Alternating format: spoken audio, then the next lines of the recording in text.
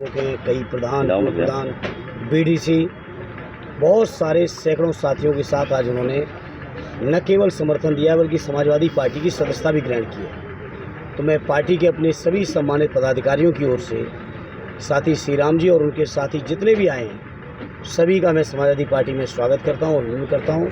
और मुझे खुशी है कि चुनाव के और संघर्ष की इस बेला में आदरणीय अखिलेश यादव जी की नीतियों से प्रभावित होकर, समाजवादियों के कामों से प्रभावित होकर आज हमारे साथियों ने जो पार्टी ज्वाइन की उसके लिए मैं धन्यवाद देता हूं। और इन सभी साथियों के आने से मैं समझता हूं पूरे लोकसभा ही नहीं बल्कि बगल की लोकसभा आजमगढ़ तक, तो लालगंज तक भी इन साथियों के आने का असर पड़ेगा, क्योंकि इनका संपर्क, इनका संबंध, इनका नेटवर्क पूरे जनपद के अंदर है। चौथे चरण का चुनाव आज हो रहा है सर, इंडिया गठबंधन के संभावनाएं हैं और 4 जून का इंतजार करिए।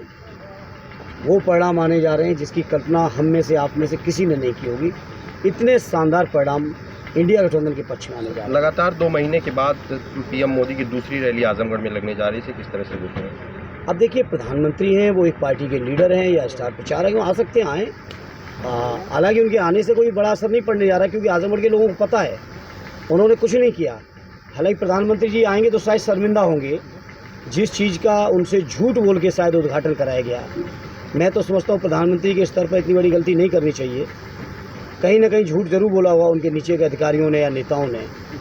एक कमरे का उद्घाटन उनसे कराया था आज से 1.5-2 महीने पहले, और 33 दिन के अंदर वो कमरे में भी आग लग गई। अभी वो कमरा नहीं चल रहा है। सोचो प्रधानमंत्री जी की क्या साख बची आजमगढ़ के अंदर। से आना चाहते हैं वो अपनी पार्टी के प्रचार में आए, लेकिन आजमगढ़ को दिया क्या, ये सवाल आजमगढ़ के लोगों के दिलों में है। आजमगढ़ के लोग बर्दाश्त नहीं करेंगे कि जो प्रधानमंत्री जी का जो रास्ता जा रहा है संविधान खत्म करने का, उसको आजमगढ़ के लोग स्वीकार नहीं करेंगे। आजमगढ़ के लोग लोकतंत्र खत्म करने का जो रास्ता है प्रधानमंत्री जी का, उसको कभी स्वीकार नहीं करेंगे।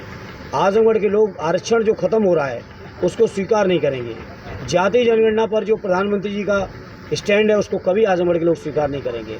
जो अग्निवीर की स्कीम पर स्टैंड है कभी स्वीकार नहीं करेंगे। जो रोजगार के मामले पर, महंगाई के मामले पर, सरकारी कर्मचारियों की पुरानी पेंशन के मामले पर जो भारतीय जनता पार्टी और प्रधानमंत्री जी का जो स्टैंड है, आजमगढ़ के लोग नकार चुके हैं।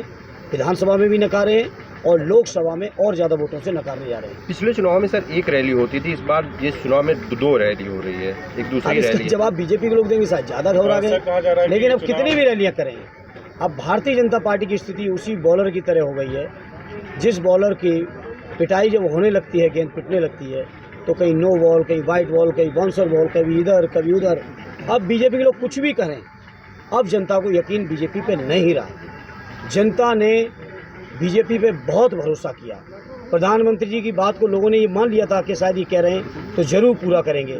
चाहे भ्रष्टाचार का सवाल हो, चाहे महंगाई का सवाल हो, रोजगार का सवाल हो, किसानों का सवाल हो, अर्थव्यवस्था का सवाल हो, हर मुद्दे पर बीजेपी ने फेल किया। जो लोग डंका बजा रहे थे भ्रष्टाचार के खिलाफ लड़ाई लड़ने के लिए, जो कह रहे थे कि खाऊंगा ना खाने दूंगा, अरे आपने तो लोगों की जान लेके खा लिया। गलत वैक्सीन लगा के उस वैक्सीन कंपनी से सैकड़ों करोड़ चंदा बीजेपी में लिया है। ईडी, सीबीआई और भाजपा के सरकार में बैठे लोग मनी ट्रेल की बात बहुत करते थे। अब बताओ इस मनी ट्रेल के बारे में क्या बात करोगे? जो वैक्सीन सरकार ने सुनियोजित तरीके से जबरदस्ती कई शर्तें लगवा के जो वैक्सीन लगवाई, उस वैक्सीन कंपनी से भी चंदा उठा लिया। बीजेपी के लोग भाषण देते थे कि हम लोग स्लॉटरिंग बंद करेंगे, स्लॉटर कंपनी से सबसे बड़ा चंदा बीजेपी उठा लिया।